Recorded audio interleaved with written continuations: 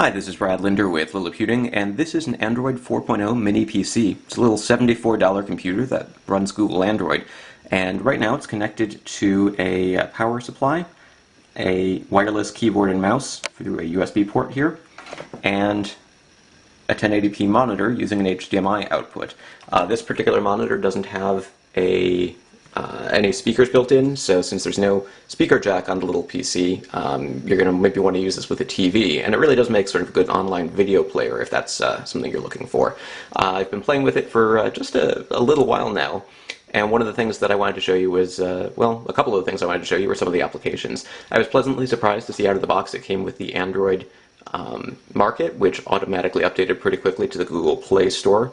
And it had some other apps preloaded as well, including Angry Birds Space and Skype, as well as some online video from the Chinese market, including PPS, PPTV, and Youku.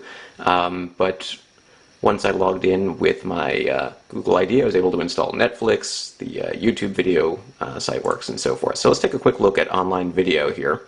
And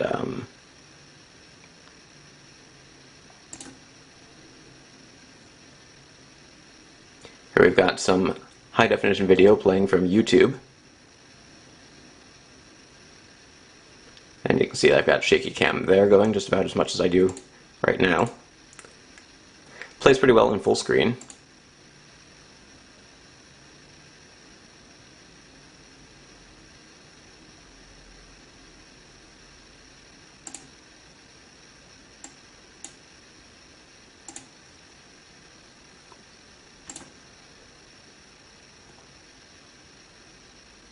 Netflix works as well. It takes a little while to buffer the videos sometimes, but they do play reasonably well.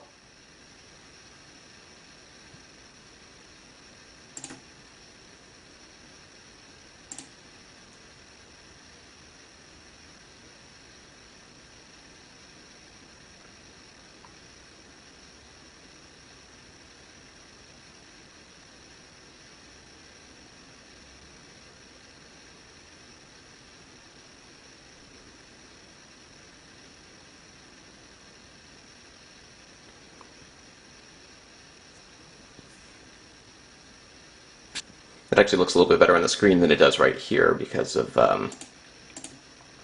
sort of a brightly lit room here. Some other applications, I went ahead and installed one of my favorite Android games, Robo Defense. Plays quite smoothly.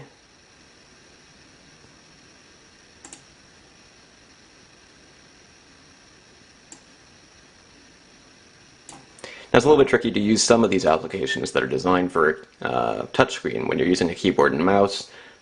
But they do work, and some games are better than others. So games like tower defense type games that are mostly just sort of drag and drop, those work pretty well. Anything that requires multi-touch you're going to have problems with, clearly.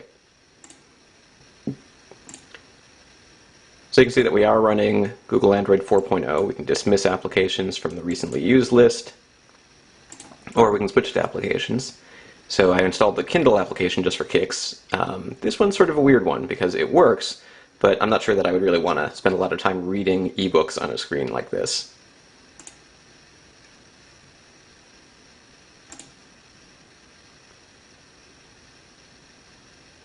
Pocket Informant Calendar.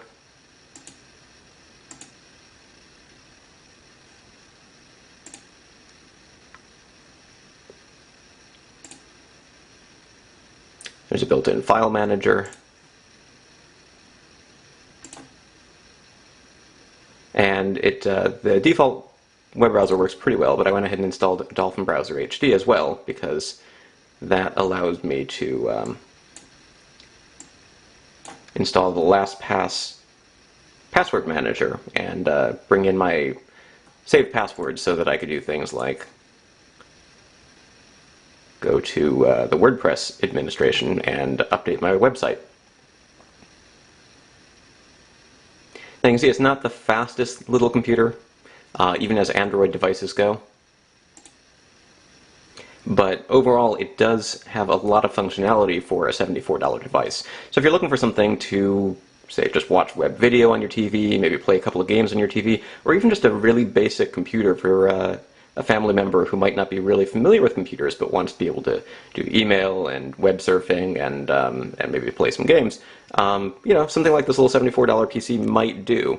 It's not as fast as most Windows computers these days. It's not as fast even as most Android tablets these days. But the Allwinner A10 processor is, powerful enough to handle a lot of these tasks. I have a feeling that if and when I manage to get Ubuntu or a different Linux distribution installed, some things might load even more slowly. Once applications are up and running, in Android at least, they seem to go pretty quickly. But Android is really designed for a sort of stripped down system, a very basic experience, and when you have a more full-featured operating system, there's a chance that things could be a little bit slower, but I won't know for certain until I try.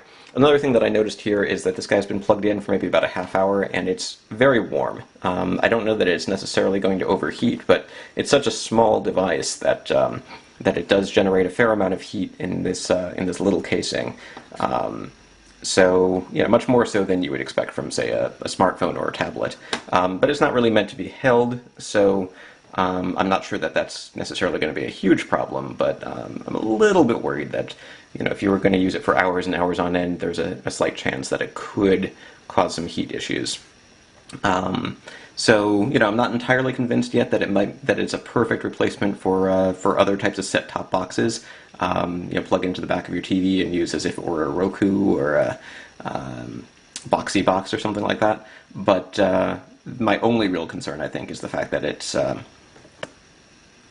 generates a lot of heat, and so for extended periods of time, if you use it, it could cause some problems. And of course, the user interface isn't necessarily as simple as you would get from one of those sorts of devices.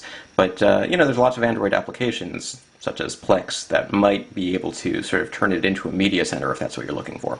So I think there's, especially because of the low price, it's a very interesting device that might have some interesting use cases. So I'll be curious to know what kind of things you would like to see me try, and what sort of things you might want to do with a $74 little computer running Google Android that has connections for an HD TV or a monitor, and USB ports for, right now I've got a keyboard and mouse plugged in, but you should theoretically be able to plug in video game controllers as well, because there's support for that built into Android 4.0. So this is Brad Linder, and a look at the Android 4.0 mini PC running a couple of Android applications. You can find out more at liliputing.com.